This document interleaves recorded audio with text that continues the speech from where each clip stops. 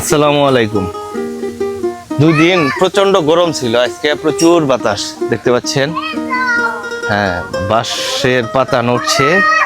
আর এইদিকে সুদূর আমেরিকা থেকে কামাল ভাই এসে মাছ মারতেছে। কেন? এই যে ভাবি মাছ মারতেছে, আমাদের বাগান বাড়িতে সবাই।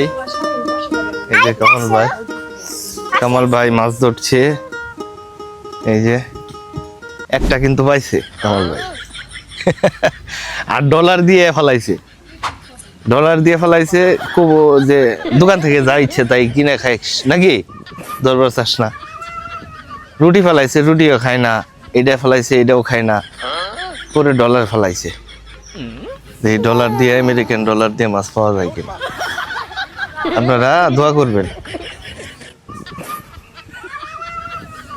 সবাই ভালো থাকবেন। Love you all.